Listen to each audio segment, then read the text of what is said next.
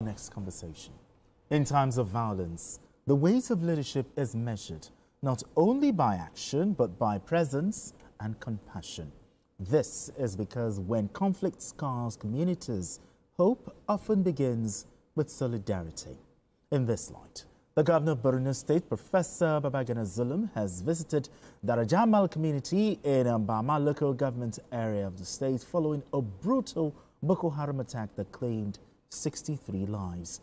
The victims included 5 soldiers and 58 civilians, many of whom had recently been resettled after years of displacement. A visibly affected Governor Zulum met with bereaved families and community leaders, condemning the killings as very sad and unfortunate. The governor called for deployment of forest guards to strengthen military operations and protect vulnerable communities in rural areas. Now let's share this story by TVC News' Jesse Tafida with you. The once quiet settlement of Dar Jamal now bears the scars of a night of horror. Families who had only begun rebuilding their lives after displacement are once again mourning, this time for loved ones killed in an unprovoked Boko Haram assault. Governor Babagana Zulum arrived visibly shaken as he walked through the grief-stricken community. Meeting with survivors and community leaders, he condemned the killings, calling it a deeply painful tragedy. It's very sad. This community was resettled some months ago, and they are going about their normal businesses, but unfortunately, they had a Boko Haram attack yesterday. So we are here purposely to commiserate with them and to build their resilience. The governor confirmed the death toll: 63 people, among them 5 soldiers and nearly 60 civilians. For him, the incident underscores the urgent need to widen security coverage. We have to take note that the numerical strength of the Nigerian army is not enough to contain the situation.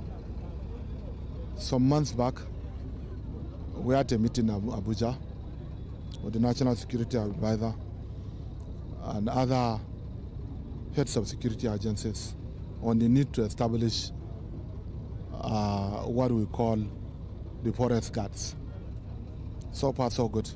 2 sets of forest guards were trained in Maiduguri, and therefore, one of the solutions that we want to implement immediately is to see how we shall deploy the trained forest guards to most of the locations that are vulnerable, so that they will protect the forest and they will protect the communities also. The attack has sparked outrage beyond the community. Senator Kakashehu Lawan, representing Borno Central, described the massacre as a crime against humanity, pledging legislative support to Governor Zulum's fight to restore peace. But for families here, the pain is immediate. Another reminder of the fragility of life in communities emerging from years of insurgency. Jesse Tafida, TVC News, Dar Jamal. Gentlemen, very, very sad one. Thank you, Jesse Tafida, for that report. But gentlemen, when will the killings and the condolence visits end? I mean, is there an end in sight to this? You see, while we commiserate with the people of Borno State, and especially the governor, we'll understand that some of the solutions that he has talked about, sometimes we wish they are not said on TV, you know, because they look like part of the things the federal government is also looking at. You heard the president commending the civilian JTF, yes, and also, you know, throwing his weight behind the forest guards and the state police, so to say. So it appears everybody is heading in the right direction, but maybe not putting the security strategies in details.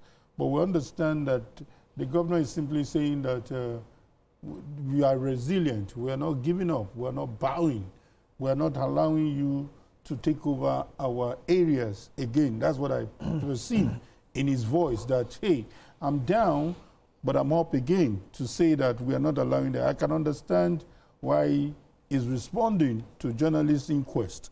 But having said that, I believe that we should expect this kind of attacks, especially when some of these kingpins are being arrested every now and then. There might be some, oh, we have to fight. We don't just give up. We don't just walk away from Nigeria like that. So it's just a wake-up call. I know as much as we need more men to join the military, it may not necessarily mean that we're overwhelmed with strategies. It's just for us to re-strategize and find a way, a permanent way. Because let's give it to Borno State.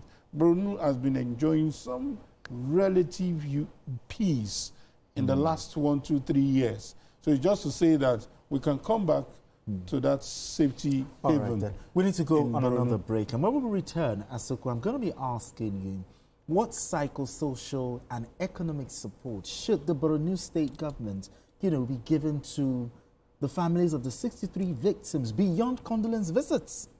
We'll be back after this break. Don't go away. Still Journalist Hangout.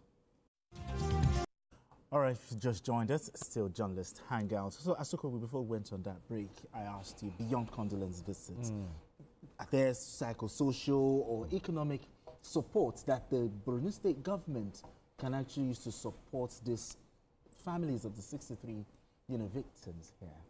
Well, even though your grammar is it's too big for some of our viewers, but I'll have to try and break it down for them. Most of them, because of the kind of experience that the trauma they will have to go through.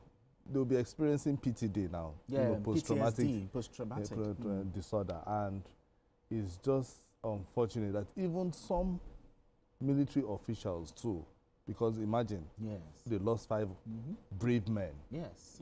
So some of their, some officers there would also go through that. They have to go through that process. Exactly. Doctors, physicians must go there, to see how their mental state, if they are ready to continue with this war, or they need to withdraw them from Borno and take them to somewhere that is safe. Somewhere sane, maybe going back to their families for a while before going back to the battlefield. Yes. And for the families, they also need physicians that will be there. I know sometimes some NGOs, do go to places like this, to render this, this support, for them. And we hope that the governor will not just let them, like that. A base, most likely, they should even create a mini base around that community in Bama. Create a mini base and see how they can also give them support in terms of, because most of them are farmers. Yes.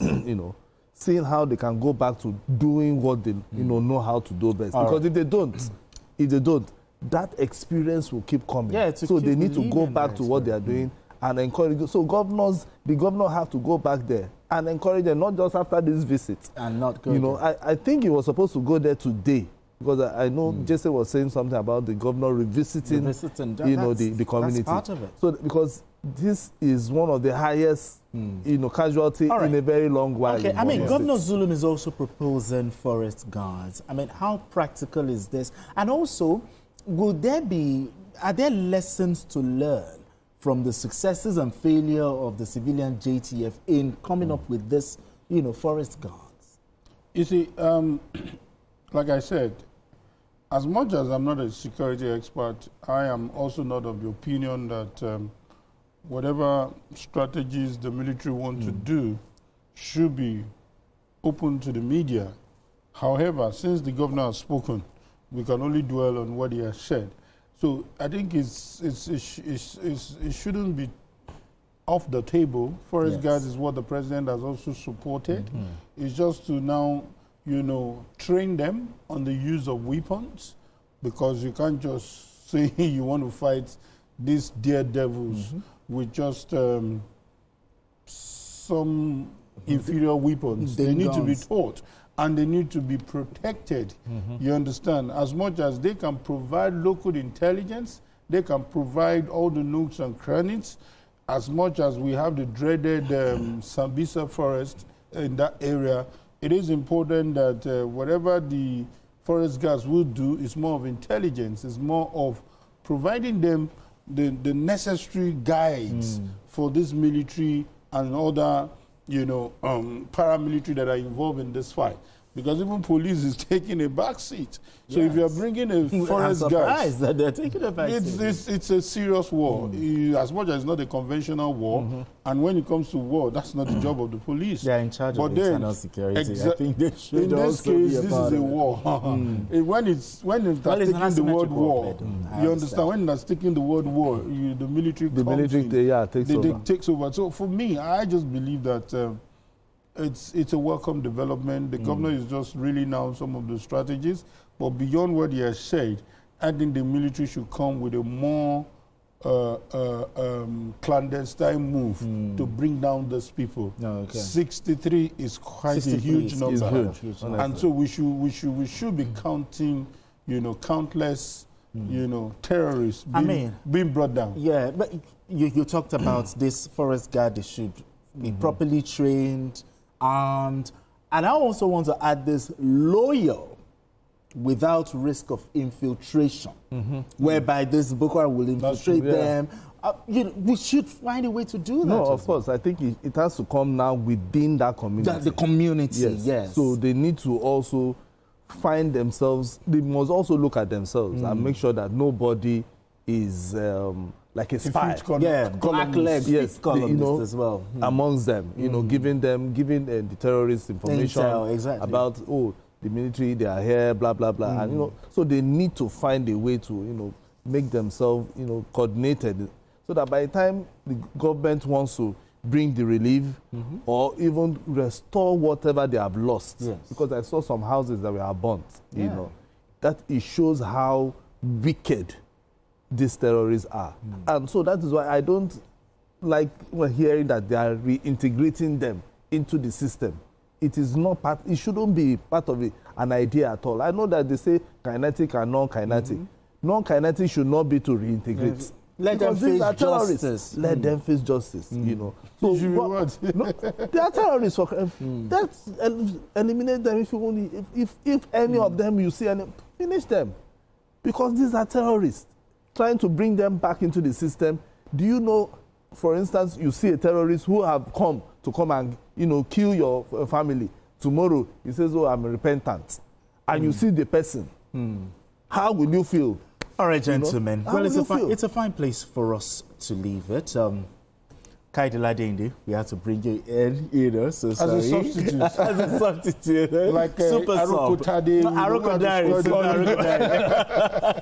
Thank you so much for doing this with us. It's a pleasure. Okay. That was a lucky goal. Exactly. It doesn't matter. He scored the goal. Asuko James, you are also a super sub as well. Yeah, thank you so much for doing this with us. Because it's so unfortunate that GKB and Majid, they could not join us on the show, due to the serious traffic gridlock in Lagos. I just hope the Lagos state government would do something, real quick about the situation. And that's it on Journalist Hangout today. Join us tomorrow for another episode of the program. Yes, you can watch the repeat broadcast of this episode tonight at 11. Join us on Sunday from 1:30 to 3:30 p.m. for Journalist Hangout on Sunday. We are on YouTube at youtube.com/TVC News Nigeria. I am Benga Oreshegun. Bye for now, and God bless Nigeria. Up next is Beyond the Headline.